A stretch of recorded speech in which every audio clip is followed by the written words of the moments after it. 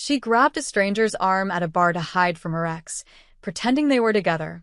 He played along instantly, his touch confident and dangerous. What she didn't know, the man she'd just kissed was a ruthless mafia boss, and now she was tangled in his world. The bass pounded through Lena's chest as she pushed through the Friday night crowd at Skyline Bar. Her friends were somewhere near the back, celebrating her promotion with overpriced cocktails and terrible karaoke. She should have been happy. Marketing director at 27. Her mom would cry when she called tomorrow. But right now, all Lena felt was the floor dropping out beneath her feet. Marcus. Her ex-boyfriend stood by the entrance, laughing with his finance bro friends, their loud voices cutting through the music. For months. She'd blocked him 4 months ago after he'd shown up at her gym, her office, her favorite coffee shop, always with that same innocent smile, always claiming it was just a coincidence. The restraining order paperwork was still sitting on her kitchen counter, unsigned. She told herself she was being dramatic.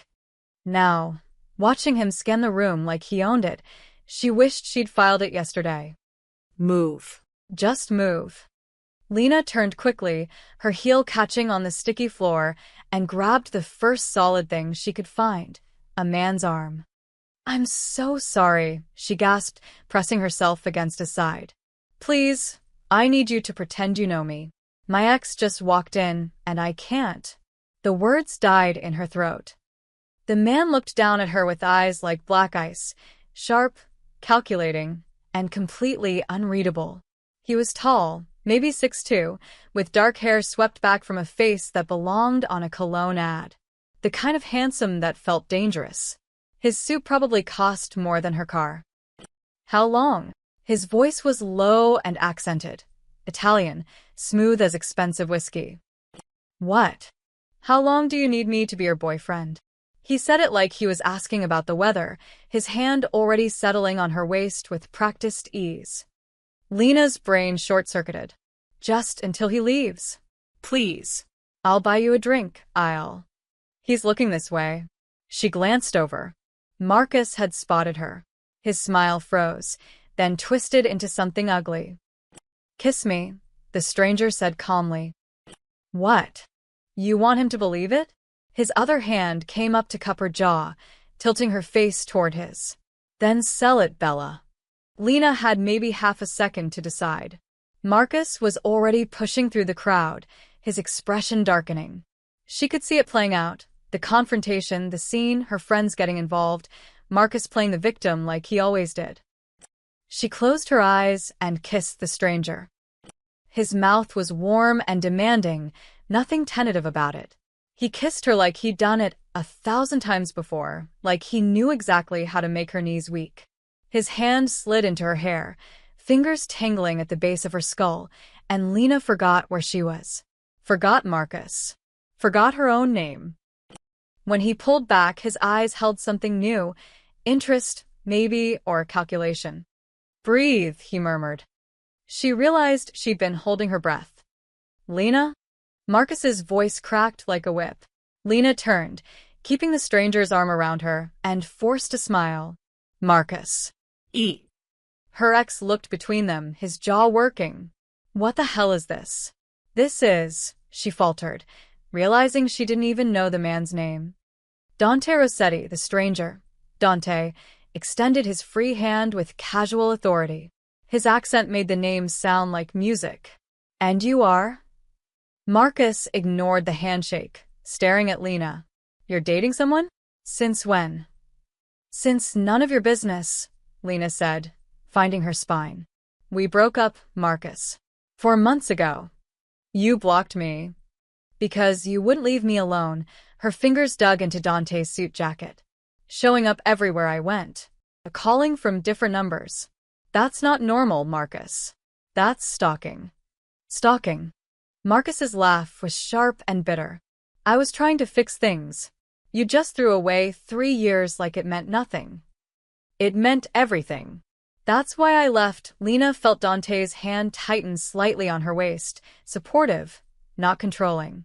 It felt nothing like Marcus's touch. "You made me feel small.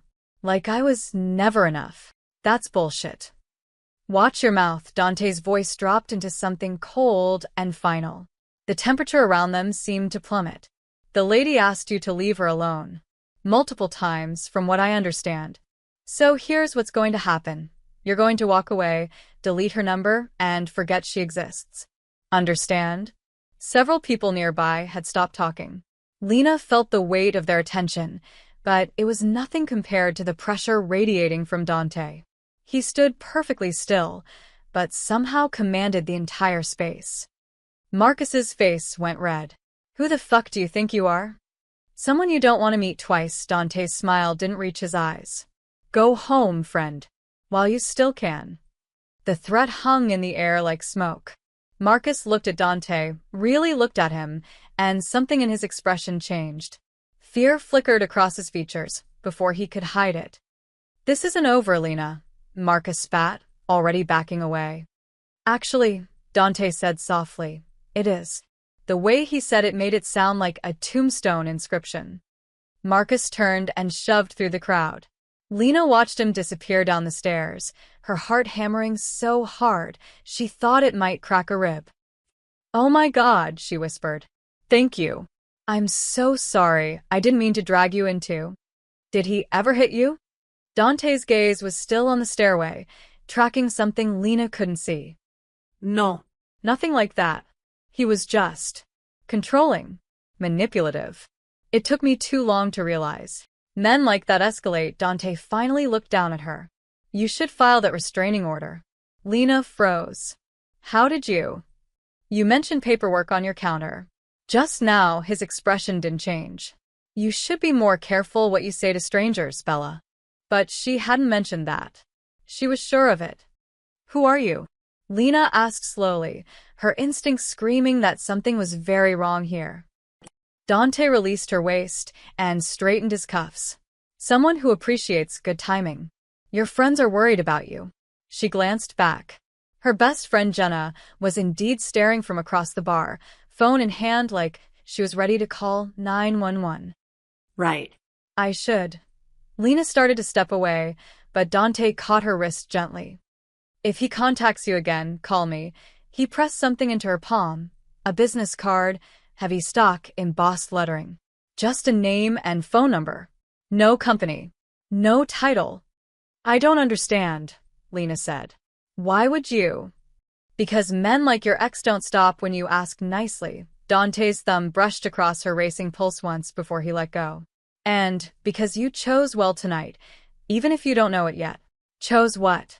The right stranger to grab. He smiled, actually smiled, and it transformed his entire face for just a second. Then it was gone. Good night, Lena Martinez. He walked away before she could ask how he knew her full name.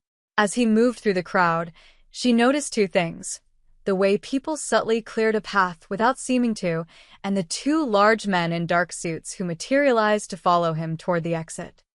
Lena looked down at the card in her hand. Dante Rossetti. Just the name and a phone number. The paper felt expensive, important. Wrong. She pulled out her phone and searched his name, her fingers clumsy with adrenaline. The results made her blood run cold. Rossetti crime family. Mafia. Organized crime. FBI investigation. And photos, dozens of photos, of the man who'd just kissed her like he meant it. Lena? Jenna appeared at her elbow, grabbing her arm. Who the hell was that? Are you okay? Was that Marcus? Who was the guy you were? I need to go home, Lena whispered. She made it to the street before her hands started shaking. And she definitely didn't look back to see the black Mercedes SUV idling at the curb, or the dark-haired man watching her from the back seat with eyes that missed nothing. The subway ride home felt like it lasted hours. Lena clutched her purse, the business card burning a hole in her pocket. Every time the train stopped, she checked the platform. Looking for Marcus. Looking for men in dark suits. Looking for trouble she'd accidentally invited into her life. Dante Rossetti. Actual Mafia boss. And I kissed him. Her apartment building looked the same as always. Old brick, flickering hallway lights, Mrs. Chen's cat watching from the second-floor window. Normal. Safe. Lena took the stairs two at a time anyway, fumbling with her keys until she was inside with the deadbolt thrown. She should have felt better. She didn't. Her phone buzzed. Unknown number. You made it home. Good. Sleep well, Lena. No signature needed. She knew exactly who it was. Lena blocked the number with shaking hands, then searched Dante Rossetti again. This time, she read every article. The Rossetti family controlled most of the waterfront. Shipping, construction, garbage collection, legal fronts for everything illegal underneath. Dante's father, Antonio, had run it for 30 years before dying of a heart attack 2 years ago. Now Dante held the reins, and, according to the FBI, he was smarter and more dangerous than his father ever was. And he thinks I'm some kind of spy. The memory of his question in the bar replayed. Did he ever hit you? No. Not that. Something earlier, quieter. The way he'd looked at her when she grabbed his arm, not surprised, but ready. Like he'd been expecting something. Lena's stomach twisted. Had she really just randomly chosen him? Or had her subconscious recognized danger and latched onto something even more dangerous? She didn't sleep that night. Monday morning came too fast. Lena dragged herself to work at Riverside Media, mainlining coffee and avoiding mirrors. The office buzzed with the usual chaos. Account managers shouting about deadlines, interns running between cubicles, her boss Daniel already stressed at 9 a.m. There she is. Daniel grinned, waving her into his office. Our new marketing director. How was the celebration? Fine, Lena lead. Great. Thank you again for the opportunity. You earned it. Now, about the Henderson account. Her phone buzzed. She glanced down. Marcus, we need to talk. I'm sorry about Friday. I was just shocked. Can we meet for coffee? Lena's jaw tightened. She'd forgotten she'd unblocked him months ago during a moment of weakness. Lena? Daniel was watching her. You okay? Yeah, sorry. Just another buzz. Marcus, I know you're reading these. Don't ignore me. Marcus, who was that guy? Are you really dating him, or were you just trying to hurt me? Marcus, Lena, answer me. Excuse me, she muttered, stepping into the hallway. She blocked Marcus again, her hands trembling with anger. 3 years of this.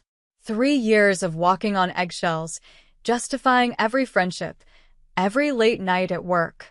She'd thought leaving would be enough. The phone rang. Different number. Ms. Martinez? A woman's voice, professional and cold. This is Rebecca from Horizon Consulting. We have Marcus Sterling here asking us to relay a message since you've blocked his personal number. He'd like to. Lena hung up. Jesus Christ. He was using his work contacts now. She made it through the morning in a fog, jumping every time someone approached her desk.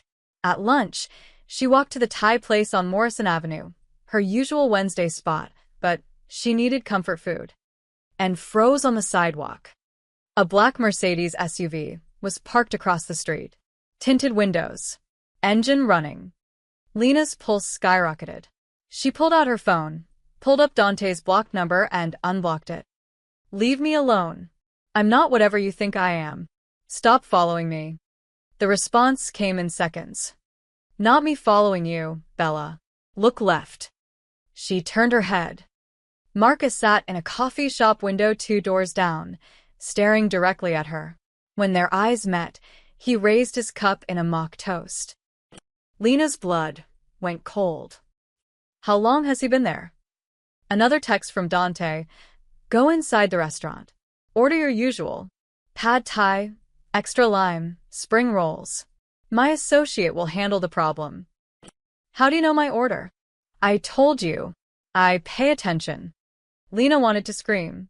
Instead, she walked into the Thai place on numb legs, ordered exactly what Dante had described, and sat in the corner booth, where she could see the street. Marcus was still there, watching the restaurant entrance. Then one of the men from Friday night, the ones in suits who'd followed Dante, crossed the street. He didn't enter the coffee shop. Just stood outside, making a phone call. Casual. Unthreatening. But Marcus saw him. Lena watched the color drain from her ex's face. He stood abruptly, nearly knocking over his chair, and rushed toward the back of the shop. The suited man didn't follow.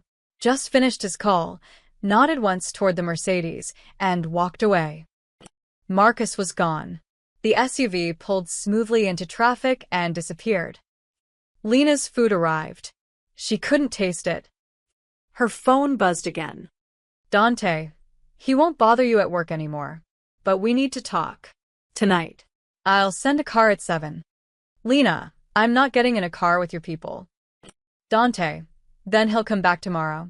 And the next day. And eventually he'll do more than watch. Your choice. Lena stared at the message, her appetite completely gone. She was trapped between two different types of dangerous men.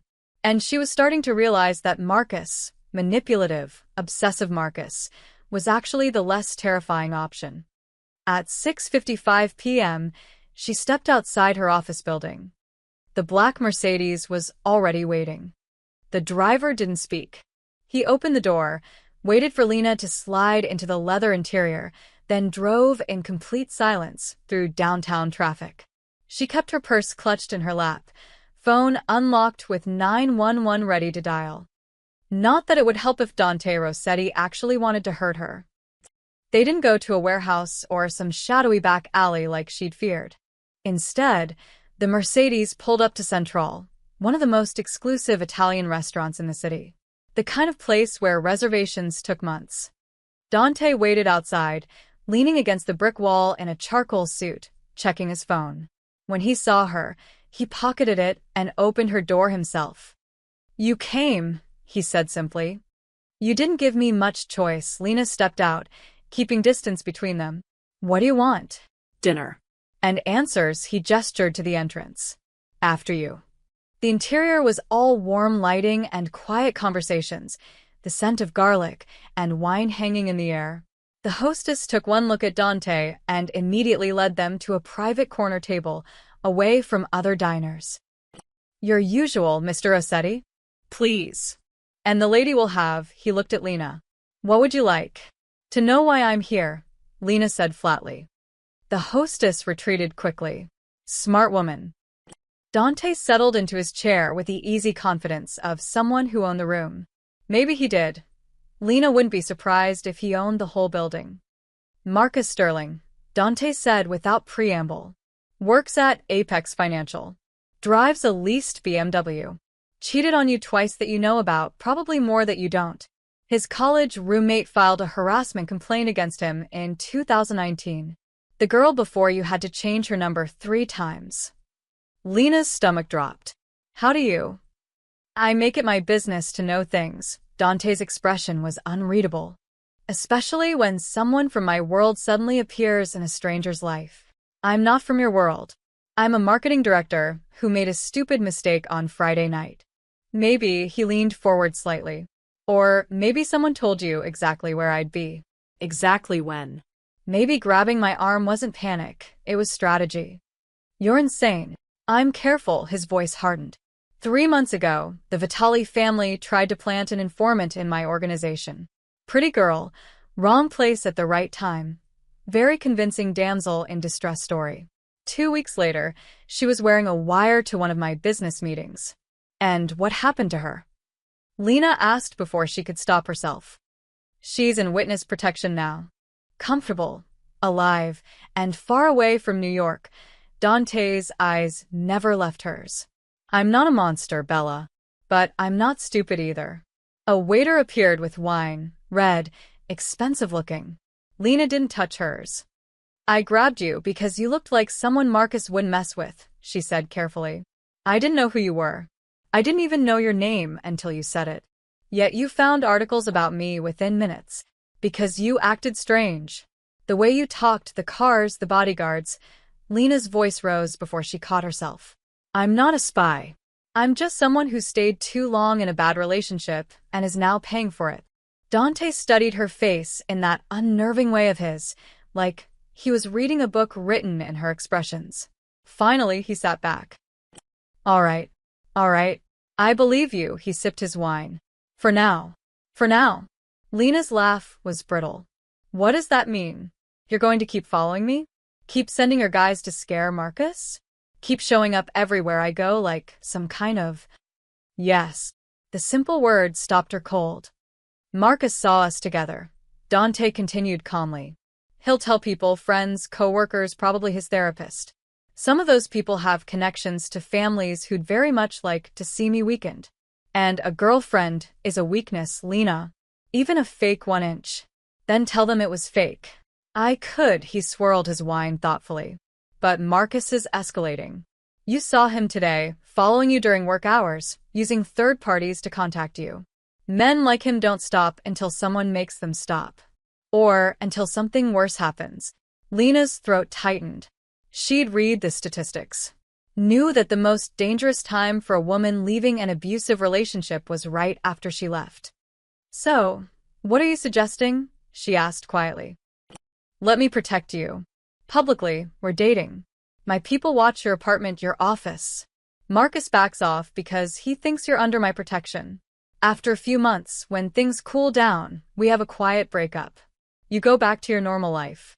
Everyone wins. Except I'd be lying to everyone I know.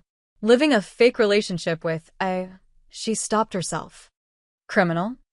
Dante supplied helpfully. Mobster? Gangster? I've heard them all, Bella. How is this better than just getting a restraining order? Because paper doesn't stop bullets. The words hung between them like ice. Marcus isn't violent, Lena protested weakly. Not yet, Dante's expression went dark. But 6 months from now, when the order expires and you've let your guard down, when he sees you at a bar with someone new and has 3 drinks in him, statistics say that's when things go wrong. God, she hated that he was right. I need to think about it, Lena said. Of course, Dante signaled for the check. But while you're thinking, understand this. I'm watching you regardless. Whether you agree to my help or not. Because if you're working for someone, I need to know. And if you're not, he paused. Then you walked into something dangerous on Friday, and I don't leave civilians in the crossfire. The driver took her home in silence. Lena trudged upstairs, exhausted and confused. Her phone buzzed as she unlocked her door. Marcus, I saw you get into that car. What the hell are you involved in? Call me. Now. Then, seconds later, from Dante, he's outside your building. 3rd floor of the parking garage across the street. My men are watching him. Say the word, and he disappears. Lena looked out her window. Sure enough, she could see a familiar BMW in the garage shadows. Her hands shook as she typed, "Don't hurt him. Just make him leave." Dante, always so merciful. It's going to get you killed one day, Bella. But 5 minutes later, Marcus's car screeched out of the garage and disappeared into the night. Lena locked every lock on her door and wondered what the hell she'd gotten herself into. The next 2 weeks felt like living in a fishbowl. Lena spotted Dante's men everywhere, leaning against buildings near her office, sitting in cafes she frequented, following her subway car at a distance. They never approached, never spoke, just watched. Marcus, mercifully, had gone silent. No calls. No texts. No surprise appearances. She should have felt relieved. Instead, she felt like a mouse being circled by 2 different cats. You're distracted, her friend Jenna said over lunch at their usual spot. Is it the promotion? Or is it mystery suit guy from the bar? Lena forced a smile. Just adjusting. New responsibilities. Jenna wasn't buying it. You've checked the door 6 times since we sat down. What's going on? Nothing. Her phone buzzed. Dante, don't go home tonight. Stay with your friend or get a hotel. I'll explain later. Lena's blood went cold. Why? What's happening? Dante, just trust me. Please. Lena? Jenna was staring at her. You look like you've seen a ghost. I might need to crash at your place tonight, Lena said quietly. Is that okay? Of course, but I'll explain later. I promise. Except she couldn't explain. How do you tell your best friend that you accidentally got tangled up with the Mafia? That your ex might be dangerous? That you weren't sure which threat was real anymore. That night, lying on Jenna's pull-out couch, Lena finally got the explanation via text. Dante, Marcus filed a police report. Claims you're being coerced by dangerous individuals, says you're in an abusive relationship and too scared to ask for help. The detective assigned to the case has connections to the Salerno family, my rivals. They're using Marcus to build a case against me. Lena, that's insane. I'll tell them the truth. Dante, the truth is that you approached me, we kissed, and now my men follow you everywhere. How do you think that looks? He was right. From the outside, it looked exactly like what Marcus was claiming. Lena, so what do I do? Dante, stay away from your apartment. They'll try to catch you alone, get you to make a statement. My lawyer is handling it, but it'll take a few days. Lena, this is crazy. I didn't do anything wrong. Dante, welcome to my world, Bella. Innocence doesn't matter when someone wants to use you as a weapon. 3 days later, the police showed up at her office. Detective Sarah Chin was young, sharp-eyed, and clearly skeptical of everything Lena said. They sat in a windowless conference room while Sarah took notes on everything: how Lena met Dante, why she kissed him, what their relationship was now. And Mr. Rossetti's men follow you? Sarah asked. Everywhere you go. They're just around sometimes, Lena hedged. Lena, if you're in danger, we can help you. Witness protection, safe houses. I'm not in danger, not from Dante anyway. Marcus is my ex. He's obsessive. I think he's using this as an excuse to stay in my life. He seems genuinely concerned. He seems like a lot of things, Lena said sharply. Did he tell you about showing up at my work? Following me to restaurants? Using his colleagues to contact me after I blocked him? Sarah's expression flickered. He mentioned you blocked him, yes. Because he won't leave me alone. This isn't about protecting me. It's about controlling me. It's what he's always done. And Dante Rossetti? What does he get from this relationship? The question felt like a trap. Lena chose her words carefully. I don't know. Maybe he liked feeling like a hero. Maybe he was just in the right place at the right time. Men like Rossetti don't do anything without reason, Sarah said quietly. His organization is under federal investigation. The FBI would very much like to talk to anyone close to him. I'm not close to him. We barely know each other. Yet his men watch over you like your precious cargo, Sarah leaned forward. Here's what I think. I think you got caught up in something bigger than a bad breakup. I think Marcus saw something that scared him, and whatever his faults, his concern might be valid. Dante Rossetti is dangerous, Lena. His family has been connected to dozens of disappearances, extortion cases, murders. Good people who get close to him end up dead, or worse. He hasn't hurt me, Lena insisted. Yet, Sarah slid a business card across the table. When you're ready to tell the truth, the real truth, call me. We can protect you. After Sarah left, Lena sat in the empty conference room, staring at the card. Her phone buzzed. Unknown number. This is Marco, Mr. Rossetti's associate. The detective who just interviewed you is Victor Salerno's niece. Everything you said was recorded and will be shared with his organization. We need to move you. Tonight. Lena's hands started shaking. Another text. There's a black sedan outside your building. Red interior. Driver's name is Gio. He'll take you somewhere safe. Lena, how do I know this is real? How do I know you're real? Marco, because Mr. Rossetti told me you'd ask that. He said to tell you. You bite your thumbnail when you're nervous. You're doing it right now. Lena looked down. Her thumb was pressed against her teeth. Marco, the Salernos think you're Dante's weakness. That makes you their target. Please trust us. She didn't have a choice anymore. At 8 p.m., Lena walked out of her office building and climbed into a black sedan with red leather seats. The driver, Gio, presumably, said nothing as they drove through the city, taking turns that seemed random until Lena realized they were checking for tails. They ended up at a brownstone in a neighborhood she didn't recognize. Expensive, quiet, secure. Dante was waiting at the door. I'm sorry, he said quietly. I try to keep you out of this. What's happening? Lena's voice cracked. Why do they think What did you tell them about me? Nothing. I've told them nothing, Dante's jaw tightened. But my second-in-command, Carlo, believes you're a spy. He's been feeding information to the Salernos behind my back. He thinks removing you will prove his loyalty to them when he betrays me. Betrays? You mean he's working with them? I suspected.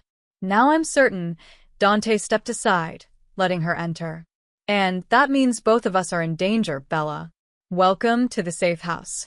You'll be staying here until I deal with the problem. The door closed behind her with a heavy, final sound. Lena was officially trapped in a Mafia power struggle. And she had no idea how to get out. The safe house was beautiful in a cold, impersonal way, marble floors, expensive furniture, floor-to-ceiling windows overlooking a private garden. It felt more like a luxury hotel than a home. Lena stood in the entryway, still clutching her purse, trying to process everything. This is insane, she whispered. I should go to the police. The real police, not some detective working for your enemies. And tell them what? Dante closed the distance between them, his voice low. That you're caught between two crime families? That my lieutenant thinks you're a spy? They'll either think you're crazy or use you as bait. Either way, you end up dead. Maybe if I just disappeared, left the city, moved too. They'd find you in 48 hours, he said it with absolute certainty. The Salernos have reach everywhere. And Carlo has been feeding them information about my operations for weeks. If he thinks you matter to me, he'll tell them. And they'll use you to draw me out. But I don't matter to you, Lena said desperately. We barely know each other. Dante's expression shifted, something unreadable crossing his features. That's what I keep telling myself too. The words hung in the air between them. Lena's breath caught. Before she could respond, a woman appeared in the doorway, late 50s, gray hair pulled into a neat bun, kind eyes that didn't match the weapon holstered at her hip. Mr. Rossetti, I've prepared the guest room. Clothes, toiletries, everything she'll need. She turned to Lena with a warm smile. I'm Maria. I manage the house. You need anything, you ask me, yes? I need to leave, Lena said. Maria's smile didn't waver. Then you ask Mr. Rossetti. I just handle the cooking and cleaning. She disappeared back into the house, leaving them alone again. How long? Lena asked quietly.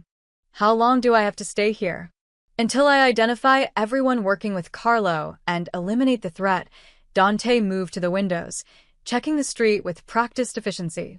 3 days. Maybe 4-inch. I have a job. Friends who'll worry. A life. I know, his tone softened slightly. I've already called your office. You're taking emergency family leave. Your sister in Portland had complications with her pregnancy. Very convincing story, complete with hospital records if anyone checks. Lena's stomach turned. You forged medical records? I have people who specialize in documentation. He said it like he was discussing grocery shopping. Your friend Jenna received a text from your number saying you had to fly out urgently. She wished you safe travels. You hacked my phone. Cloned it. Temporarily, Dante finally turned to look at her. I told you, Lena, I'm careful. Every detail matters when people are trying to kill you. No one's trying to kill me, she protested. I'm nobody. I'm not important to any of this. Carlo thinks otherwise. Dante's jaw tightened. He saw us together at the restaurant. Saw the way he stopped himself. He reported to the Salernos that I've taken a civilian under protection. In our world, that means one of two things. Either you're valuable as an informant or you're valuable to me personally. Either way, you're a target. Because you decided to play bodyguard. Lena's voice rose. I didn't ask for this. I didn't ask for any of this. I just wanted Marcus to leave me alone. And he has. By trapping me in a different cage. She threw her hands up. You're just like him, you know that? Controlling everything, making decisions for me, acting like you know what's best. I'm nothing like him. Dante's voice went ice cold. Marcus wanted to own you. I'm trying to keep you alive. There's a difference. Is there? Lena challenged. Because from where I'm standing, I'm still a prisoner. They stared at each other, tension crackling in the air. Fine, Dante pulled out his phone. I'll have Gio take you home. You can walk into your apartment, where Carlos' people are probably already waiting. You can tell them everything you know about me, which is nothing useful, but they'll spend hours making sure. Then, when they realize you're truly innocent, maybe they'll let you go. Or maybe they'll kill you anyway, just to send me a message. Your choice. Lena's defiance crumbled. You're lying. You're just trying to scare me. Am I? Dante pulled up something on his phone and turned it toward her. Security footage, grainy, but clear enough. Two men standing outside her apartment building. One of them held what looked like a surveillance photo of her. They've been there since this afternoon, Dante said quietly. Waiting. Lena's legs felt weak. She sank onto the nearest chair. This can't be happening. I just grabbed your arm. I just wanted one night without Marcus's drama. How did it turn into this? Bad luck, Dante pocketed his phone. Wrong place, wrong time, wrong man to kiss. Clearly. Something that might have been a smile flickered across his face. For what it's worth, I didn't want this either. I have enough problems without a civilian complicating things. How flattering. But he paused, choosing his words carefully. You handled yourself well with Detective Chin. Most people would have panicked, said too much. You were smart. Careful. That's rare. Is this supposed to make me feel better? It's supposed to make you understand that you're not helpless. You're stuck here, yes. But you're not weak. And I won't treat you like you are. Lena looked up at him. This dangerous, complicated man who'd somehow become the only thing standing between her and worse danger. I want to call my sister. The real one. She'll worry if she doesn't hear from me. No calls. They can be traced. Dante's expression softened slightly. But you can write her an email from a secure server. Tell her you're fine. You just need a few days away. Maria will show you how. It wasn't enough, but it was something. 3 days, Lena said firmly. You have 3 days to fix this, and then I'm leaving. I don't care what's waiting out there. Understood. Dante moved toward the door, then paused. For what it's worth, Lena, I am sorry. You deserved better than this. He left before she could respond. Lena sat in the beautiful, empty room and tried not to think about how her life had completely derailed in less than 2 weeks. But mostly, she tried not to think about the way her heart had jumped when Dante said he was trying to keep her alive. Like maybe somewhere underneath the fear and anger, she actually believed he meant it. Day 1 in the safe house felt like a prison sentence. Lena paced the guest room, stared at the garden, and answered exactly one email from her sister with vague reassurances. Sophia wrote back immediately with questions Lena couldn't answer. She closed the laptop before guilt could swallow her whole. Maria brought meals, real Italian food, homemade and delicious. Lena barely tasted any of it. Dante was gone most of the day, returning late with tension carved into his shoulders. They didn't speak beyond necessary pleasantries. Day 2 was worse. The walls felt closer. Lena found herself listening for sounds, footsteps, cars, anything that suggested the outside world still existed. She ventured downstairs and found a library, books in Italian and English lining the walls. She pulled down a mystery novel and couldn't focus past the first page. You're driving yourself crazy, Maria observed, appearing with tea. You should go outside. The garden is private. Safe. Is anywhere actually safe? Lena asked bitterly. Maria's smile was sad. In this life? No. But some places are safer than others. That evening, Dante found Lena in the library, curled in a chair by the window as the sun set. He'd loosened his tie, and for the first time, he looked almost tired. Any progress? She asked without looking up from the book she wasn't reading. Some. He poured himself a drink from the bar cart. Whiskey neat. Carlo's been sloppy. We've identified 3 others working with him. The Salernos are planning something, but we don't know what yet. And me? Still bait. Still a complication they want to eliminate. He took a long drink. But my people are good at what they do. We'll handle it.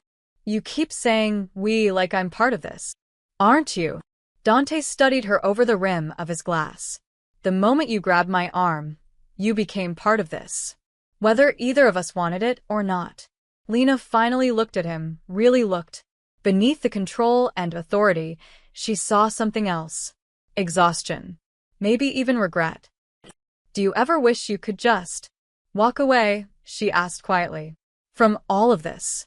Every day, the admission seemed to surprise him as much as it surprised her. But this life doesn't let you walk away, Lena. It's a cage made of loyalty and blood. Once you're in, the only way out is a coffin. That's bleak. That's reality. He set down his glass. My father built this empire. My grandfather before him. I inherited a legacy I never asked for, and people depend on me. Not just my family, but hundreds of people whose livelihoods exist because we provide protection, work, security. If I walk away, they're vulnerable. So I stay. It was the most honest thing he'd said to her. Lena felt something shift in her chest, not quite sympathy, but understanding. I'm sorry, she said, that you're trapped too. We all make our choices. Dante's expression hardened again, the vulnerability disappearing. I chose this life, even if I inherited it. You, though, you were just unlucky. Before Lena could respond, his phone buzzed. Then again. And again. Dante's face went cold as stone. Get upstairs. Now. What? Now, Lena. He was already moving, pulling a weapon from inside his jacket. Maria. The older woman appeared instantly, her own gun drawn. How many? 4 cars. Maybe 12 men. Salerno's people. Dante grabbed Lena's arm, pulling her toward the stairs. They found us faster than I expected. Terror shot through Lena's veins. How? You said this place was safe. Carlo must have given them more than I thought. They reached the 2nd floor. Dante pushed her into what looked like a study. There's a panic room behind the bookshelf. 2nd shelf from the left. Pull the red book. Get inside, and don't come out until I come for you. What if you don't? I will. His eyes met hers, fierce and certain. I promise. But if someone else tries to open it, there's a gun in the drawer marked supplies. You know how to shoot? No. Safety's the switch on the side. Point and pull the trigger. Aim for center mass. He was already backing toward the door. Stay quiet. Stay hidden. Dante, wait. Glass shattered downstairs. Shouting. The sharp crack of gunfire. Go. Dante disappeared into the hallway. Lena's hands shook as she found the red book, a copy of the Divine Comedy, appropriately, and pulled. The bookshelf swung inward, revealing a small room with monitors showing various angles of the house. She could see figures in black moving through the 1st floor, weapons raised. Maria fired from behind the kitchen counter, dropping one man before ducking as return fire shredded the cabinets. Dante moved through the chaos like a dancer, fluid, precise, deadly. He fired twice, and 2 men went down. But more kept coming. Lena wanted to look away. Couldn't. On one monitor, she saw a man split from the group and head for the stairs. He moved with purpose, like he knew exactly where he was going. Carlo. It had to be. Coming for her specifically. She scrambled to the drawer marked supplies. Found the gun, heavier than she expected, cold and terrifying in her hands. Her fingers fumbled for the safety. The footsteps reached the 2nd floor. Moving closer. I know you're up here, Miss Martinez, a voice called out. Italian accent, pleasant tone. Completely at odds with the violence happening below. Mr. Rossetti can't protect you forever. Why don't you make this easy? Come out, answer a few questions. If you cooperate, you walk away. You have my word. Lena pressed herself against the wall of the panic room, gun raised with both hands like she'd seen in movies. Her entire body trembled. The footsteps stopped outside the study. Or we can do this the hard way, Carlo continued. Burn the house down. Wait for you to run out. Either way, we're patient. The door to the study burst open. Lena watched through the crack in the bookshelf as Carlo entered, middle-aged, expensive suit, gun held professionally. He looked like someone's accountant, not a killer. He walked straight toward the bookshelf. Lena's finger tightened on the trigger. Center mass. Like Dante said. Point and pull. Carlo reached for the red book. Carlo. Dante's voice echoed from the hallway. Step away from that shelf, or I put 3 rounds in your spine. Carlo Frose. Slowly turned. Dante stood in the doorway, gun aimed steadily at his lieutenant. Blood streaked his collar, but his hands were rock steady. It's over, Dante said quietly. Your men are dead or running. The Salernos aren't coming. It's just you and me now. Then pull the trigger, Carlo challenged. But you won't. You're weak, Dante. Your father would have burned anyone who threatened the family. But you? You protect civilians. You hesitate. That's why you'll lose eventually. Maybe, Dante agreed. But not today. He fired. Carlo dropped. The silence that followed was deafening. Lena, Dante called softly. It's safe. Come out. Lena's legs wouldn't move. She stood frozen in the panic room, gun still raised, staring at Carlo's body. Bella, Dante's voice gentled. Look at me. Not him. Me. She forced her eyes up. Dante stood in the doorway, weapon lowered, expression carefully controlled. It's over, he said again. You're safe. Lena finally lowered the gun. Her hands were shaking so badly, she nearly dropped it. Dante crossed to her in 3 strides and took the weapon, engaging the safety and setting it aside. Then his hands cupped her face, forcing her to meet his eyes. Breathe, he ordered. You're in shock. Breathe. She sucked in air, suddenly aware that she'd been holding her breath. I almost shot him, she whispered. I was going to if you hadn't. But you didn't. You're okay. His thumbs brushed her cheekbones, and she realized she was crying. You did exactly what I told you. You stayed hidden. You stayed safe. People died. Downstairs, I saw.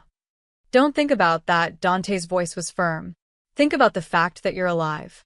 That's what matters. Lena wanted to argue, wanted to scream. Instead, she collapsed against his chest and let herself shake. Dante's arms came around her, solid and warm. For a moment, he just held her. Welcome to my world, he murmured against her hair. Still think we're the same? Your ex and I. Lena pulled back just enough to look at him. No, she admitted. Marcus never would have protected me like that. Something flickered in Dante's eyes. Then maybe you're learning. The cleanup took hours. Men arrived, Dante's people, and removed the bodies with efficient, terrifying precision. They replaced the shattered windows, scrubbed blood from marble floors, removed bullet holes from walls. By dawn, the safe house looked untouched except for the lingering smell of gun smoke. Lena sat in the kitchen, wrapped in a blanket Maria had draped over her shoulders, watching the organized chaos. She couldn't process it, couldn't make it feel real. Drink this, Maria set down a cup of something that smelled like honey and herbs. It'll help with the shaking. Lena's hands were still trembling. She'd watched people die last night. Not on TV, not in movies, in real life, just downstairs from where she'd been hiding. Does it get easier? She heard herself ask. Maria's smile was sad. No, mia cara. But you learned to carry it better. How long have you worked for Dante? 23 years. Since he was a boy, Maria sat down across from her. His mother hired me when she got sick. Breast cancer. She wanted someone to look after him when she was gone. I'm sorry. Me too. She was a good woman. Better than this world deserved. Maria's eyes grew distant. She made Dante promise to be different from his father. Not softer. She knew that would get him killed, but more careful about who got hurt. That's why he protects civilians. Why he's protecting you. At what cost? Lena gestured to the windows being replaced. How many people died last night because of me? Those men died because they made bad choices. Because they betrayed family. Maria's voice hardened. Don't take that guilt on yourself. Dante would never forgive you for it. Before Lena could respond, Dante appeared in the doorway. He'd changed clothes, the blood-stained shirt gone, replaced by a simple black t-shirt and jeans. Without the suit, he looked younger, more human. Maria, give us a minute. Maria squeezed Lena's hand once before leaving. Dante poured himself coffee and leaned against the counter, studying Lena with those dark, unreadable eyes. You didn't sleep. Could you? After last night? I rarely sleep anyway. He took a long drink. The Salerno family knows about the attack. They've called for a sit-down neutral ground tomorrow night. They want to negotiate. Negotiate what? Peace. Carlo's dead, and 4 of their men with him. They're claiming it was a rogue operation, unauthorized. They want to avoid a full war. Do you believe them? No, Dante's expression was grim. But I'll take the meeting anyway. Because war is expensive, messy, and bad for business. If we can settle this with words instead of bodies, I will. Lena absorbed this. And me? Am I still a target? That's what I'll be negotiating, he set down his cup. If they agree you're off limits, officially recognized as under my protection, then you're safe. If not, then what? Then I make sure they understand the cost of touching you. His voice went cold. Permanently. The protective intensity in his tone made something flutter in Lena's chest. She pushed it down. You can't start a war over me. I'm not worth that. That's not your decision to make. Dante crossed to her, pulling out a chair and sitting close enough that she could see the exhaustion shadowing his eyes. Last night, when Carlo was outside that room, I realized something. If he'd gotten to you, if I'd been 5 seconds slower, he stopped himself, jaw tightening. You're under my protection now. That means something in my world. It means I'd burn down half the city before I let anyone hurt you. Why? Lena's voice cracked. We barely know each other. I'm just some random girl who grabbed your arm at a bar. I don't know, the admission seemed to cost him. But somewhere between that kiss and last night, you stopped being random. You became someone He paused, carefully choosing words. Someone I don't want to lose. The air between them felt charged, dangerous in a completely different way than last night's violence. Lena didn't know how to finish that sentence. I'm not asking for anything, he said quietly. I know this situation is fucked up. I know you're here because you don't have a choice. But I need you to understand. I'm not your ex. I'm not trying to control you or own you. I'm trying to keep you alive long enough to get your life back. And then what? I just walk away? Pretend none of this happened. If that's what you want, his eyes held hers. Yes. Lena wanted to believe him. Wanted to believe that this was temporary, that she could go back to her normal life. But something had shifted last night when she'd held that gun. When she'd watched Dante kill to protect her. When she'd felt his arms around her afterward and realized she felt safer with a criminal than she ever had with Marcus. I want to help, she heard herself say. With the meeting tomorrow. If they're negotiating about me, I should be there. Absolutely not. Why? Because it's too dangerous? I think we're past that point. Because these men will see a civilian at the table and assume weakness. They'll push harder, demand more. Dante's expression was firm. I need to negotiate from strength, not what? Not concern for someone. Lena challenged. You just said I matter to you. Don't you think they already know that? Carlo knew. That's why he came after me specifically. Dante was quiet for a long moment. You're right, he admitted finally. They probably do know. But that doesn't mean I'm bringing you into a room full of men who'd kill you for leverage. Then teach me how to survive it. Lena leaned forward. You said I'm not weak. Prove you meant it. Let me be part of the solution instead of just the problem. Something like respect flickered across Dante's face. You're stubborn. So are you. Fine, he stood abruptly. But if you're coming to this meeting, you need to understand the rules. How to sit, what to say, when to stay silent. In that world, every gesture means something. Every word is a negotiation. Then teach me.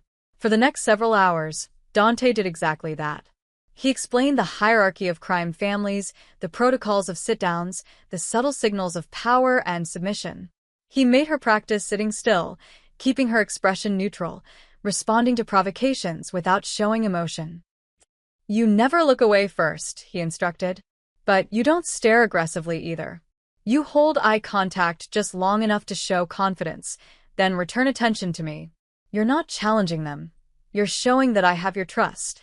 This is exhausting. Welcome to politics with guns. A hint of a smile touched his lips. You're doing well, though. Better than I expected. They broke for lunch. Maria's pasta, eaten at the kitchen table while Dante explained the Salerno family structure. Then more lessons about reading body language, understanding coded phrases, recognizing when violence was about to break out.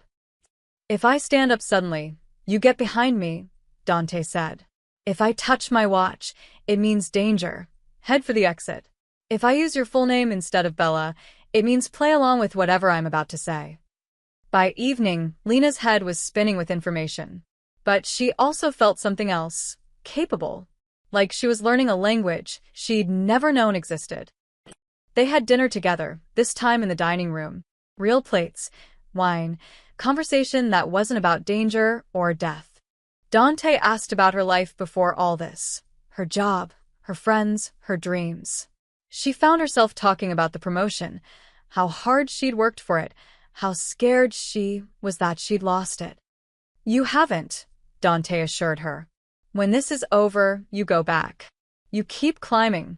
You deserve that success, Lena. Don't let my world take it from you. What about you? She asked. If you could do anything else, what would it be?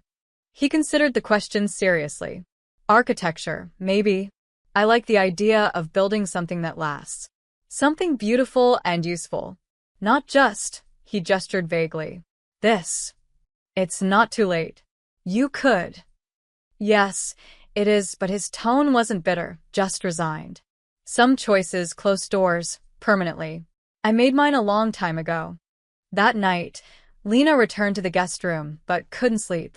She kept replaying the day, the lessons, the conversations, the way Dante had looked at her over dinner, like she was a puzzle he was trying to solve, or maybe a door he was afraid to open. Around midnight, she wandered downstairs and found him in the library, papers spread across the desk. Can't sleep either? She asked. He looked up, surprise crossing his features before he controlled it. Preparing for tomorrow. Making sure I'm ready for every possible angle. Can I help? You've helped enough just by agreeing to come. He gestured to the chair across from him. But if you want to keep me company, I wouldn't mind. Lena sat, and they worked together in comfortable silence, him reviewing documents, her reading the book she'd never finished. Outside, the city slept. Inside, something warm and dangerous continued growing between them. Neither acknowledged it, but both felt it.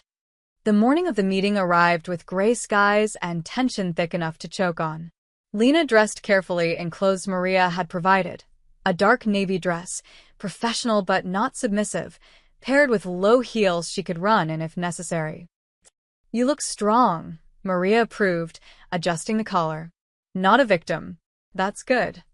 Dante appeared in a three-piece charcoal suit, all sharp lines and controlled power.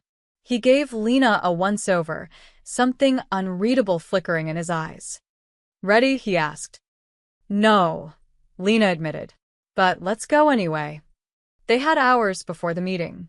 Dante spent the morning making calls, coordinating with his people, ensuring every contingency was covered. Lena tried to stay out of the way, finally retreating to the garden for air. The space was beautiful, hedges trimmed precisely, a fountain bubbling in the center, roses blooming despite the late season. She sat on a stone bench, trying to calm her racing heart. Pretty, isn't it? A man's voice came from behind her. Lena Spoon. One of Dante's men. She'd seen him last night during the cleanup. Older, maybe 50, with graying hair and cold eyes. He wore a suit similar to Dante's, but somehow looked less comfortable in it. I'm sorry, I didn't catch your name last night, Lena said carefully, remembering Dante's lessons about respect and hierarchy. Vincent. I'm Dante's tactical advisor, he smiled, but it didn't reach his eyes. Mind if I join you? Everything in Lena's gut screamed danger. but refusing would be rude. Of course. Vincent sat, leaving careful space between them. Big day. You nervous about the meeting? Terrified, Lena admitted honestly. Don't be. Dante knows what he's doing. Vincent pulled out a cigarette, lit it. Though I'll admit, I was surprised when he said you'd be coming. Not his usual style. He thought it was important they see I'm not a prisoner. Smart. Vincent took a long drag. You know, you're not what I expected. When Carlo first reported that Dante had taken a civilian under protection, we all assumed it was strategic. But watching you 2-inch, he shook his head. He actually cares. That's dangerous for a man in his position. Lena wasn't sure how to respond to that. Carlo was right about one thing, Vincent continued, almost conversationally. Dante's too soft. His father would never have let emotion compromise business. But Dante? He's making decisions based on, he gestured at Lena, feelings. It makes him predictable. Vulnerable. The way he said it made Lena's skin crawl. I should get back inside. In a minute, Vincent's hand shot out, gripping her wrist. Not hard enough to hurt, but firm enough to keep her seated. I need you to understand something. Today's meeting? It's not going to go the way Dante thinks. What are you? The Salernos aren't interested in peace. They're interested in power. And they've got someone on the inside feeding them everything they need to know. His grip tightened slightly. Carlo wasn't working alone, Miss Martinez. He was just the loudest piece. The most obvious betrayal. Horror dawned cold and sharp. You. Me. Vincent's smile was all teeth now. And 3 others. Dante's so focused on external threats, he never looked at his inner circle. Never questioned why the Salernos always seemed one step ahead. Why are you telling me this? Lena's mind raced, remembering Dante's lessons. Stay calm. Show no fear. Look for escape routes. Because your leverage. Vincent released her wrist and stood, towering over her. At today's meeting, the Salernos will make their move. They'll demand Dante step down, turn over his operations, disappear. And when he refuses, because of course he'll refuse, they'll kill him. Quick, clean, in front of witnesses so no one questions what happened. You're insane. Dante's men will. Dante's men will follow the new leadership. Me. Vincent stubbed out his cigarette. The family respects strength. Once Dante's gone, I step up. The Salernos get access to our waterfront operations, I get control of everything else. Everyone wins. Except Dante. And me? Lena asked quietly. You're the reason Dante will walk into the trap, without suspecting. He's too busy protecting you to see what's really happening. Vincent leaned down, his face inches from hers. So here's what you're going to do. You're going to go to that meeting, sit pretty and watch. And when it's over, you're going to forget this conversation ever happened. Because if you warn him, if you try to help him, I'll make sure you suffer in ways that make last night look gentle. Understand? Lena's heart pounded so hard she thought it might explode. But she kept her expression neutral, remembered Dante's lessons about showing strength. I understand. Good girl. Vincent straightened. See you at the meeting, Miss Martinez. He walked away, leaving Lena shaking on the bench. She had to warn Dante. But how? Vincent would be watching her every second now. If she said anything, if she gave any sign that she knew. Lena stood on trembling legs and walked slowly back toward the house, her mind working frantically. Every window could have eyes behind it. Every shadow could be Vincent's people. She found Dante in his study, reviewing documents one final time. Everything okay? He looked up, immediately reading something in her expression. What happened? Lena glanced at the door. Open. Anyone could be listening. She crossed to Dante, leaned close like she was going to kiss his cheek, and whispered directly in his ear. Vincent. He's working with the Salernos. It's a trap. The meeting is an ambush. Dante went absolutely still. For 3 seconds he didn't move, didn't breathe. Then, loud enough for anyone listening to hear. You're nervous about tonight. That's natural. Come here. He pulled her into his arms, speaking normally while his hand traced words on her back. Old code, maybe, or just reassurance. To anyone watching, it looked like he was comforting her. against her ear, barely audible. How do you know? He told me. In the garden. He wanted me to watch you die. Dante's arms tightened fractionally. How many others? 3 more. He didn't say who. Fuck, the whispered curse was vicious. Then louder. I know this is scary, but I promise you'll be safe tonight. I won't let anything happen to you. The performance was perfect, but Lena felt his heart hammering against her cheek, felt the tension coiled in every muscle. He pulled back, cupping her face and looking into her eyes. To anyone else, it looked tender. But Lena saw the calculation there, the rapid strategizing. Trust me, he said clearly. Then, so quiet she almost missed it. Change of plans. Follow my lead. No matter what happens. Lena nodded. Dante released her and turned to his desk, pulling out his phone. Marco, get everyone together. Meeting in 10 minutes. Conference room a pause. Yes, everyone. Including Vincent. He hung up and looked at Lena, something fierce and protective blazing in his eyes. You just saved my life, he said quietly. Now I'm going to save yours. But it's going to get dangerous before it gets better. It's already dangerous. Bella, his hand found hers, squeezed once. What comes next makes last night look like a rehearsal. But I need you to be strong. Can you do that? Lena thought about Marcus, about the restraining order she'd never filed, about spending 3 years being controlled, manipulated, made small, about the woman she'd been who would have hidden and hoped someone else would save her. That woman was gone. I can be strong, she said firmly. Tell me what you need me to do. Dante's expression shifted into something almost like pride. Come to the meeting. When Vincent makes his move, you get behind me and stay low. After that, he smiled, cold and dangerous. After that, I introduced some traitors to consequences. 10 minutes later, Dante's inner circle gathered in the conference room. Vincent walked in last, confident and relaxed. He had no idea that the prey had just become the predator. And Lena, watching from her seat beside Dante, felt something dark and satisfied settle in her chest. Let's see how you like being trapped. The meeting location was a luxury hotel on the waterfront, Riverside Grand, all marble columns and crystal chandeliers.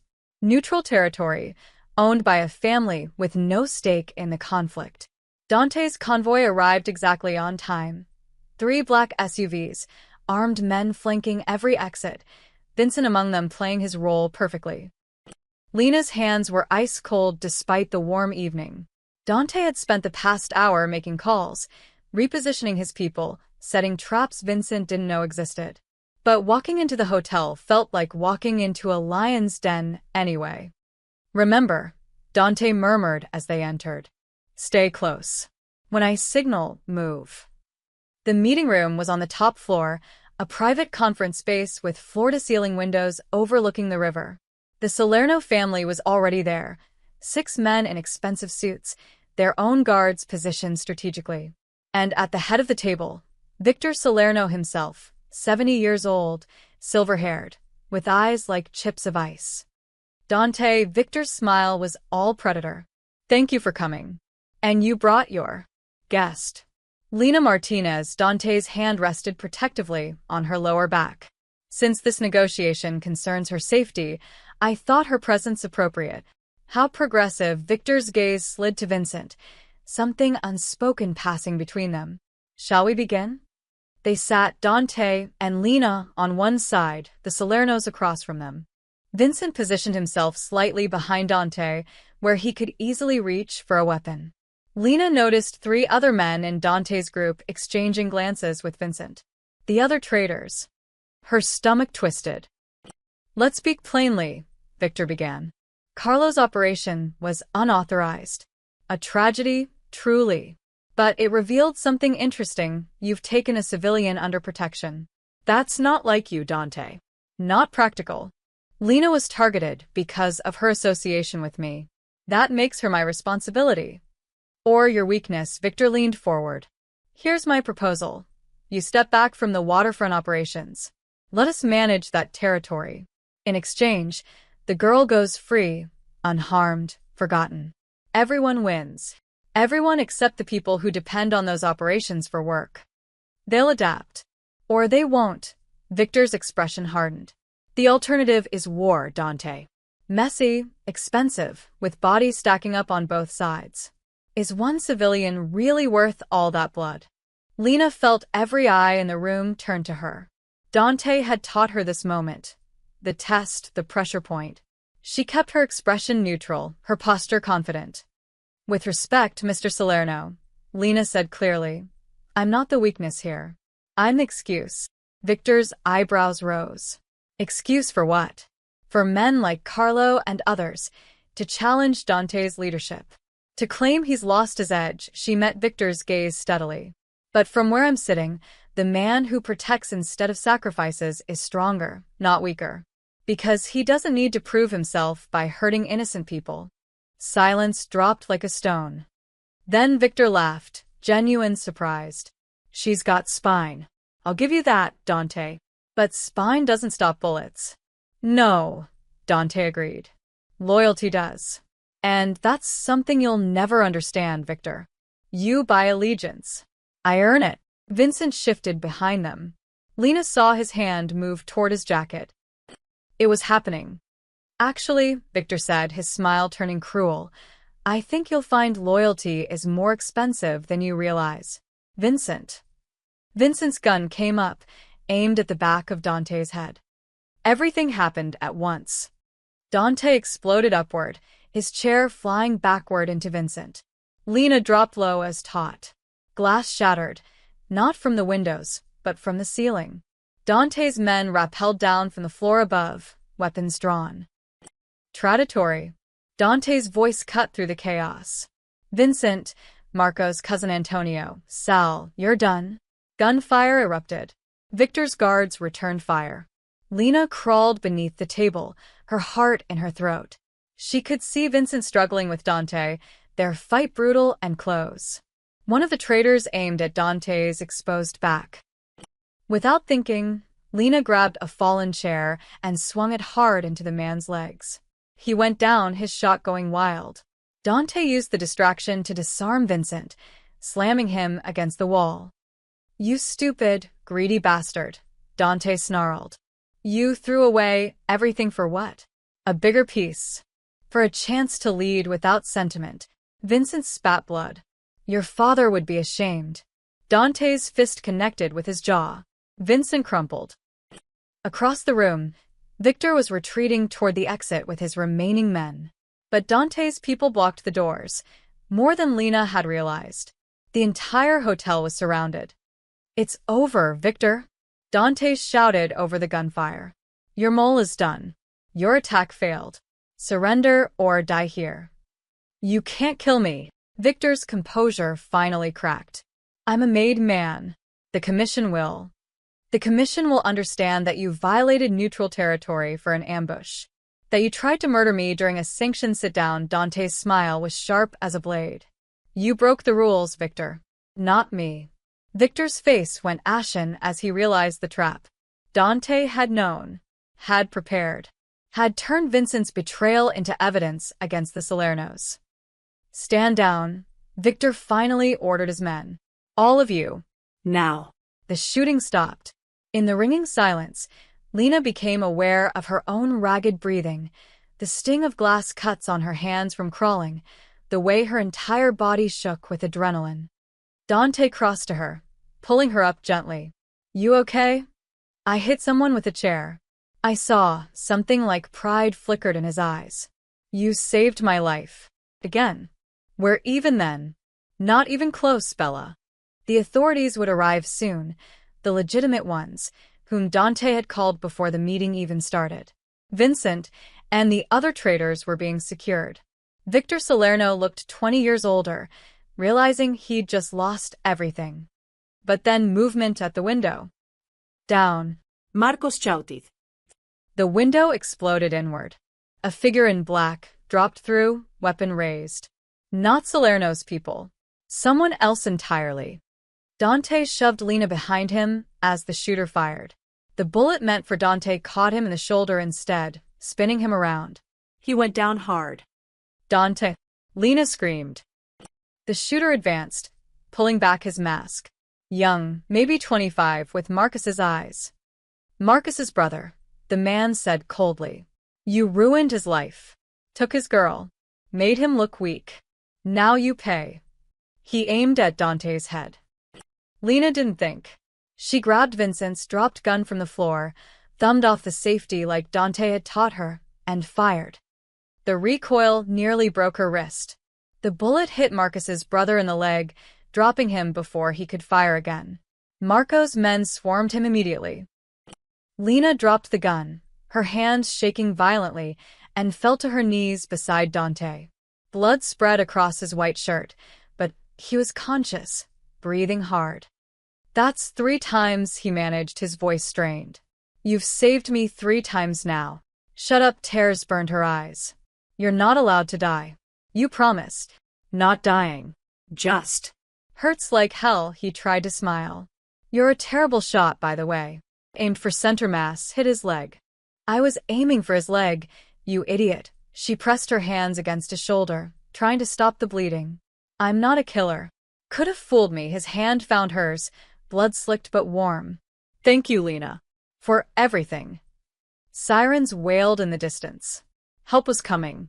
But Lena couldn't stop staring at the blood on her hands. Dante's blood, because of her. Because she'd grabbed his arm at a bar. Because Marcus's obsession had infected even his family. This has to end, she whispered. All of it. I can't. People can't keep dying because of me. They're not dying because of you. Dante's grip tightened on her hand. They're dying because they made bad choices. You made good ones. You survived. That's what matters. Paramedics rushed in. They tried to separate Lena from Dante, but he wouldn't release her hand. She comes with me, he ordered. Non negotiable. In the ambulance, racing through city streets, Lena held Dante's hand and realized something terrifying. She didn't want to go back to her old life anymore. Didn't want to pretend this hadn't changed her. She'd killed someone tonight. Or tried to. Had saved Dante's life 3 times. Had walked into a Mafia summit and held her own. She was different now. Forever marked by violence and choice and this dangerous man who looked at her like she was worth burning the world for. And God help her, she was starting to look at him the same way.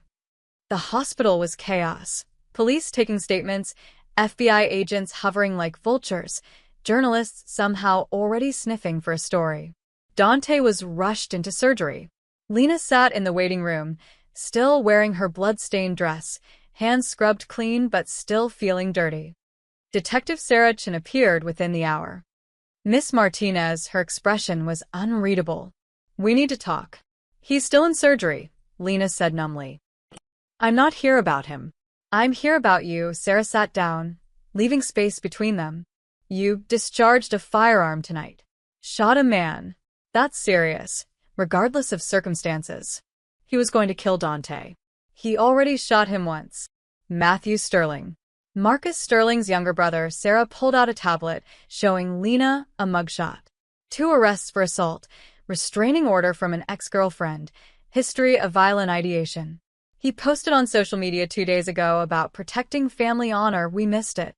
Lena's stomach turned. Marcus sent him? We're investigating that now. Marcus claims he had no knowledge of his brother's intentions, but Sarah's expression tightened. The Sterling brothers have a pattern. Matthew does the dirty work. Marcus keeps his hands clean. We're bringing Marcus in for questioning. Good, the word came out harder than Lena intended. The shooting appears justified. Self-defense. Defense of another. But you'll need to make a formal statement. And Miss Martinez, Sarah leaned forward. You walked into a Mafia summit tonight. You were present during a shootout between organized crime families. The FBI is very interested in what you saw. I'm not testifying against Dante. Even if it means immunity, protection, a chance to walk away clean from all of this. I'm not testifying against him, Lena repeated firmly. He protected me when no one else could. I'm not repaying that with betrayal. Sarah studied her for a long moment. You've changed. The woman I interviewed 2 weeks ago wouldn't have said that. The woman you interviewed 2 weeks ago hadn't watched people die, hadn't held a gun, hadn't learned that the world isn't as simple as good guys and bad guys. Lena met her gaze steadily. Dante Rossetti is a criminal. I'm not naive about that. But he's not the monster you think he is. And what is he? Lena didn't have an answer for that. Hours later, a surgeon emerged. He'll be fine. Bullet missed the major arteries. Clean through and through. He's in recovery now. Relief hit Lena so hard she nearly collapsed. They let her see him 20 minutes later. Dante lay in the hospital bed, pale but conscious, monitors beeping steadily. His eyes tracked to her the moment she entered. You stayed, he said, voice rough from anesthesia. Where else would I go? Lena pulled a chair close to his bed. How do you feel? Like I got shot. A weak smile touched his lips. But alive, thanks to you. The doctor said you'll recover fully. Good. Means I can do this properly. Dante reached for her hand despite the 4 lines. Lena, I'm releasing you for my protection. Officially. Victor Salerno is in custody. Vincent and the traitors are being dealt with. Marcus's brother is arrested, and Marcus himself is under investigation. You're safe now. You can go home. The words should have brought relief. Instead, they felt like a punch to the chest. Oh, Lena managed. I see. I'm giving you your life back. Dante's thumb traced circles on her palm. Everything you've been through, it's over. You can return to work, see your friends, forget any of this happened. I've arranged for the charges from the shooting to disappear. Your record stays clean. It's like you were never involved. Like I was never involved, Lena repeated hollowly. You deserve normalcy, Bella. You deserve a life that doesn't include violence and danger, and… He gestured weakly at himself. Criminals. I never should have pulled you into my world. But now I can give you an exit. What if I don't want an exit? The question hung in the air between them. Dante's expression shifted, surprise, then something deeper, more vulnerable. Don't, he said quietly. Don't stay out of misplaced gratitude or… It's not gratitude. Lena's voice was stronger now. Do you know what Marcus used to say? That I was too weak to make it on my own. That I needed him to guide me, protect me, make decisions for me. I believed him for 3 years. Let him make me small. Lena. But these past 2 weeks, even with all the terror and violence, I felt more like myself than I have in years. I made choices. Hard ones. I saved your life 3 times. I stood in a room full of killers and didn't back down. I pulled a trigger to protect someone She stopped herself. Someone who matters to me. That's not weakness. That's not someone who needs to be protected from herself. No, Dante agreed softly. It's not. You're the strongest person I've met, Lena. Which is exactly why you should leave. Because you deserve better than a life spent looking over your shoulder. Better than me. Shouldn't I get to decide that? I'm trying to do the right thing here. By pushing me away? Lena's eyes burned. I spent 3 years with someone who controlled me by claiming he knew what was best for me. Don't do the same thing, Dante. Don't make my choices for me. Not now. Not after everything. Dante was quiet for a long moment, his dark eyes searching hers. If you stay, your life changes forever. No going back to normal. There will always be danger. Always be risk. I can minimize it, but I can't eliminate it. Is that really what you want? I don't know, Lena admitted honestly. But I know I'm not ready to walk away yet. I need time to figure out who I am now, what I want. And I can't do that if you're making the decision for me. How much time? I don't know that either, she squeezed his hand. But I want to be the one who decides. Can you give me that? Dante's expression softened. I can give you whatever you need, Bella. Even if it kills me to let you stay in danger. Then let me stay. For now. Until I figure this out. Okay, he brought her hand to his lips, kissing her knuckles gently. But I have one condition. What? When you do make your decision, whether you stay or go, promise me it's what you truly want. Not what you think I want. Not what feels safe or noble. Just what you want for yourself. I promise. They sat in silence, hands linked, both knowing that the hardest part wasn't surviving the violence. It was surviving what came after. The next morning, Dante was discharged against medical advice. His people had arranged for private care at the safe house. Lena helped him to the car, aware of journalists photographing them, of police watching, of a world suddenly very interested in their story. "It's going to get messy," Dante warned. "The media attention, the speculation. Let them speculate." Back at the safe house, Maria fussed over Dante while Lena escaped to the garden. She needed air, space, time to think. Her phone had been returned. Dozens of messages from Jenna, from her boss, from her sister. All asking if she was okay, if the news reports were true, if she needed anything. She'd answer them eventually.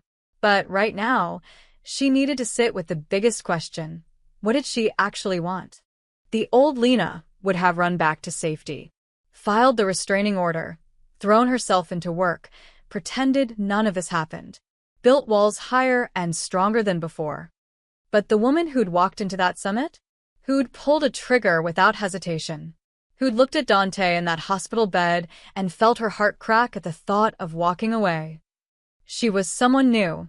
Someone Lena was just beginning to know. "You're thinking too loud." Dante appeared in the garden doorway, one arm in a sling, moving carefully. "I can hear your brain working from inside. You should be resting." "I should be doing a lot of things." He settled onto the bench beside her with a barely suppressed wince. "But I wanted to make sure you're okay. Really okay, not just surviving okay." "I shot someone last night," Lena said quietly. "I keep waiting to fall apart about it. But I just feel numb." Shock? "It'll hit later. When it does, I'll be here. Will you?" She looked at him. "Or are you already planning my exit strategy?" "I'm planning your survival." "There's a difference." Dante's expression was serious. "Lena, I meant what I said. You're free to go.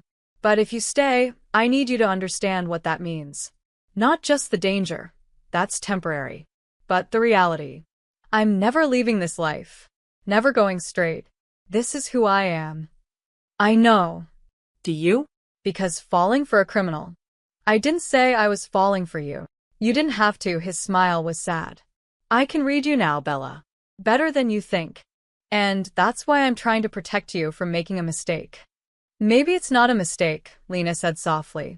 "Maybe it's just complicated." "That it is." They sat together as the sun set, both knowing that whatever happened next, they'd already changed each other in ways neither could take back. And somewhere in the city, Marcus Sterling was being interrogated about his brother's attack. The final pieces were falling into place. 3 days passed in careful recovery. Dante healed quickly. Too quickly, according to Maria, who scolded him for refusing to stay in bed. Lena found herself settling into the rhythm of the safe house, helping Maria with meals, reading in the library, occasionally catching Dante watching her with an expression she couldn't quite read. On the 4th day, the news broke. Marcus Sterling had been arrested. Not just for conspiracy in his brother's attack, but for a pattern of harassment, stalking, and intimidation spanning 3 relationships over 5 years. Other women had come forward after seeing Lena's name in the news. Their stories were heartbreakingly similar. "He can't hurt anyone now," Dante said, showing her the article on his tablet. "The DA is pushing for maximum sentencing. He'll be gone for years." Lena should have felt vindicated. Instead, she just felt tired. All those women. All that time. And nobody stopped him until he made the mistake of targeting someone connected to you. "That's not your fault, isn't it? I could have filed that restraining order months ago. Could have reported him properly instead of just blocking his number and hoping he'd go away." "Lena," Dante's voice was firm. "You survived him. That's all that matters. Don't take on guilt for his choices." She wanted to believe him, but the weight of those other women's stories sat heavy in her chest. That afternoon, Detective Chin visited. She looked tired, her professional mask slipping slightly as she sat across from Lena in the library. "The FBI is closing their investigation into the summit incident," Sarah said. "Victor Salerno has agreed to cooperate in exchange for a reduced sentence. Vincent and the others are facing RICO charges." And you, she paused. You're officially clear. Self-defense ruling, no charges filed. And Dante? Mr. Rossetti has excellent lawyers. Nothing from that night touches him directly. Sarah's expression was complex. You protected him well, Miss Martinez. Better than any lawyer could have. I protected someone who was protecting me. That's not a crime. No. But it is a choice, Sarah leaned forward. I'm here to offer you another choice. The FBI wants you in witness protection. Full relocation, new identity, financial support. A completely fresh start away from all of this. Lena's breath caught. Why? The case is closed. Because you're still connected to Dante Rossetti. And that makes you a target for any family that wants to hurt him. Today, it's the Salernos. Tomorrow, it could be someone else, Sarah's voice gentled. You seem like a good person who got caught in bad circumstances. We can give you your life back. The real one. Safe, normal, away from organized crime. I'd have to disappear completely? New name, new city. New everything. It's not easy, but it's safe. And Dante? You'd never see him again, Sarah said it bluntly. That's part of the deal. Clean break, no contact, no looking back. The words hit like a physical blow. Lena sat back, processing. This was it, the real exit Dante had talked about. Not just leaving, but erasing her entire connection to him. To this world. To the person she'd become in these intense, violent, transforming weeks. Can I think about it? Lena asked. You have 48 hours. After that, the offer expires, Sarah stood, leaving a card on the table. Whatever you choose, Miss Martinez, I hope you find peace. After Sarah left, Lena sat alone in the library, staring at the card. Freedom. Safety. A normal life. Everything she'd thought she wanted 2 weeks ago. So, why did the thought of never seeing Dante again make her chest ache? She offered you witness protection. Dante's voice came from the doorway. He'd been listening, of course he had. Yes. You should take it. He moved into the room carefully, his shoulders still healing. It's the smartest choice. The safe 1 inch. You want me to disappear? Lena looked up at him. Just like that. I want you to survive, Dante's voice was raw. I want you to have the life you deserve, career, friends, maybe someday a relationship with someone who doesn't come with a target on his back. I want you to be happy, Lena. Even if that means losing you. And what do you want? For yourself. The question seemed to catch him off guard. Dante was quiet for a long moment, his dark eyes searching hers. I want you to stay, he finally admitted. I want to wake up and find you in my library. I want to argue with you over dinner about whether I'm being too controlling. He stopped himself. But what I want doesn't matter. What's best for you matters. Stop it, Lena stood, crossing to him. Stop deciding what's best for me. Stop trying to be noble and push me away for my own good. I told you. I'm done with men who make my choices for me. This is different. Is it? Or are you just as scared as I am? She searched his face. You said I'm the strongest person you've met. Then trust my strength. Trust that I can make my own decision about this. What if you choose wrong?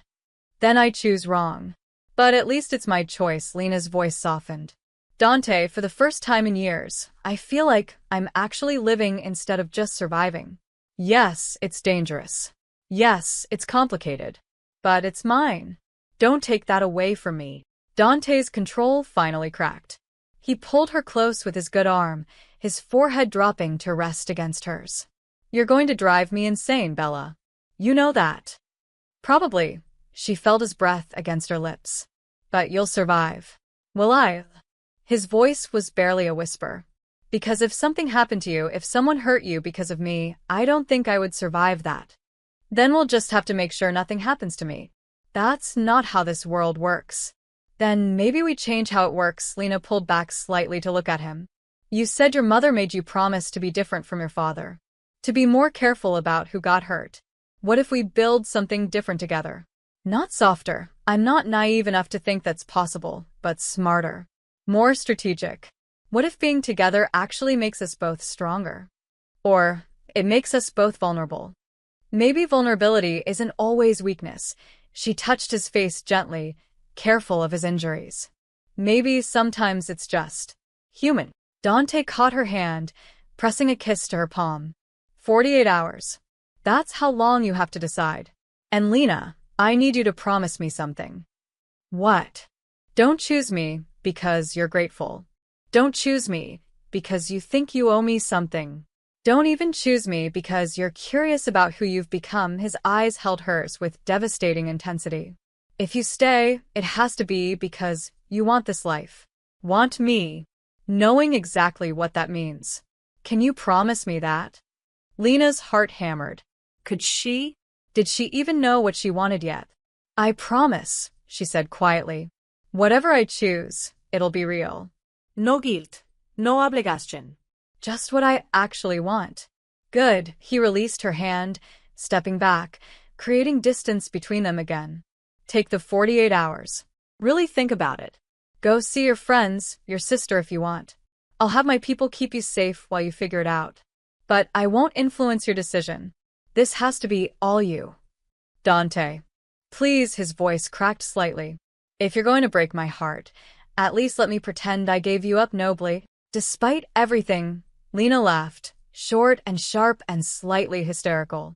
You're impossible. I'm a criminal, Bella. It comes with the territory.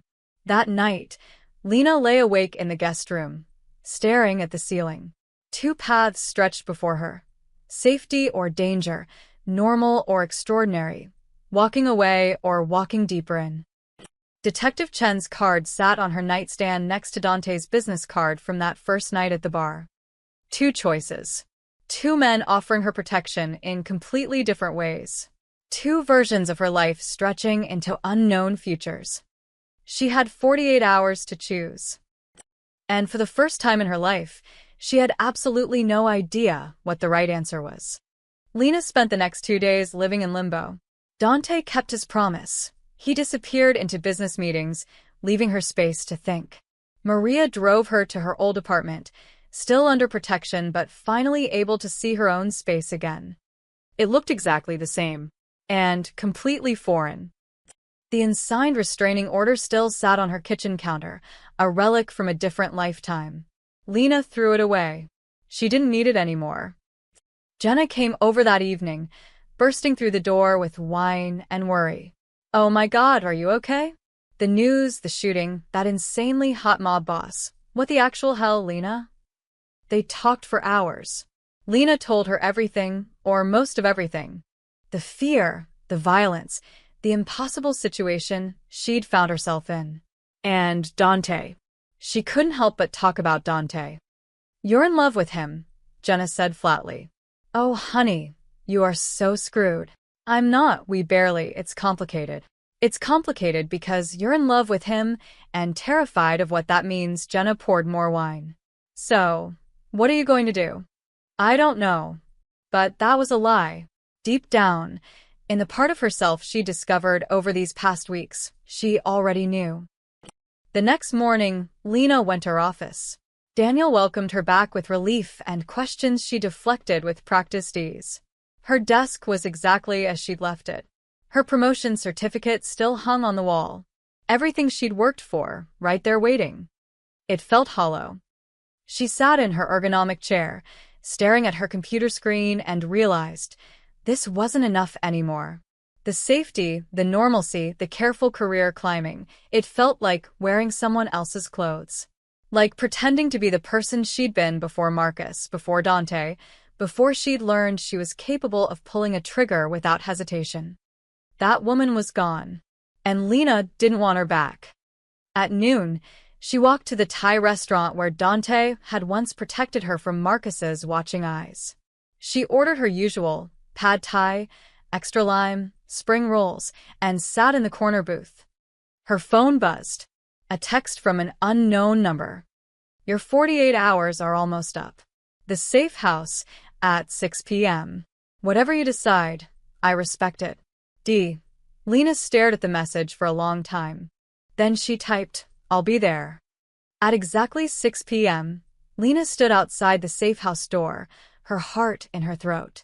She'd packed a small bag, not everything, not yet, but enough. Enough to say she'd made a choice. Dante opened the door before she could knock. He looked tired, his shoulders still bandaged beneath a simple black shirt, his eyes shadowed with something that looked like grief. "You came," he said quietly. "I came." They stood in the doorway, the weight of her decision hanging between them. "Detective Chin called," Lena said, wondering if I'd made up my mind about witness protection. And Dante's voice was carefully neutral, but she saw his hand tighten on the doorframe. I told her no. Something flashed in his eyes. Hope, fear, both at once. "Lena." "Let me finish," she stepped closer. "I also called my boss. Told him I need to take a leave of absence. Personal reasons." He wasn't happy, but he understood. "You're walking away from your promotion?" "I'm not walking away. I'm postponing.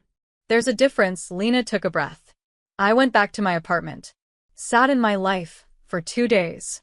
Tried to imagine going back to normal dating apps, office politics, pretending none of this changed me. And you know what I realized?" "What?" "I don't want normal. Maybe I never did. Maybe that's why I stayed with Marcus so long, because settling for mediocre felt safer than risking everything for extraordinary." She met his eyes. "But I'm not that scared woman anymore. You helped me become someone braver. Someone who doesn't run from complicated just because it's hard." "This isn't just complicated," Dante said roughly. "This is dangerous. This is a life where people die, where you'll always be looking over your shoulder." "I know," Lena cut him off. "I know exactly what I'm choosing. And I'm choosing it anyway. I'm choosing you. Not because I'm grateful, not because I owe you, but because when I think about my future, I can't imagine one where you're not in it. Is it crazy? Probably. Is it risky? Absolutely. But it's what I want. Are you sure?" His voice cracked. "Once you step through this door, everything changes. I can't promise you safety. I can't promise you easy. All I can promise is that I'll protect you with everything I have, and I'll never make you feel small." "That's enough." Lena stepped over the threshold. "That's more than enough." Dante pulled her into his arms, carefully because of his shoulder, desperately because of everything else. His face buried in her hair, and she felt him shaking. "You're absolutely insane," he whispered. "So are you. We're going to drive each other crazy." "Probably." Lena pulled back to look at him. "But at least we'll do it together." He kissed her then, not like that first night at the bar, all performance and strategy. This kiss was real, raw, full of relief and promise, and the terrifying vulnerability of two people choosing each other despite every rational reason not to. When they finally broke apart, Dante rested his forehead against hers. "I don't deserve you. Good thing I'm not asking what you deserve. I'm just taking what I want." His laugh was shaky. "What have I created?" "A partner," Lena said firmly. "Not a victim, not a prisoner, not a weakness. A partner." Can you handle that? "I guess I'll have to learn." Dante's smile was soft, genuine, transforming his whole face. "Welcome home, Bella." Home. Not the apartment she'd just left. Not the life she'd postponed. But here, in the chaos and danger and impossible love she'd stumbled into when she grabbed a stranger's arm at a bar. "One condition," Lena said. "Anything. When things calm down, when it's safe, I want to go back to work. Maybe not at Riverstone, maybe somewhere else, but I need to keep being me. Not just the woman in your life." "Deal." Dante kissed her forehead. "I don't want you to lose yourself. I fell for you because of who you are, not who you could become for me." "Good answer." Maria appeared in the hallway, beaming. "Finally. I was beginning to think you'd both be too stubborn. Dinner is ready. And Miss Lena, I prepared your old room. Unless," she glanced between them meaningfully. Dante actually blushed. "Maria, I'm just saying you're both adults, you've been through trauma together. These things happen. We'll figure out the sleeping arrangements ourselves. Thank you," Dante said firmly, but his hand found Lena's and squeezed. Over dinner, Maria's incredible cooking, wine that probably cost more than Lena's monthly rent, conversation that flowed easily. Lena watched Dante laugh at something Maria said. saw the way the weight had lifted from his shoulders, realized that she'd done that. Her choice had freed something in him, just as his protection had freed something in her. They were both different now, both transformed by violence and choice and the strange alchemy of two people finding each other at exactly the wrong right time. After dinner, they sat in the garden as the sun set, Dante's good arm around her shoulders, her head resting against his chest. "No regrets?" he asked quietly. "Not yet," Lena said honestly. "Ask me again in a month." "Fair enough," he pressed a kiss to her hair. Thank you, Bella. "For choosing me. For choosing this. For being brave enough to want something extraordinary.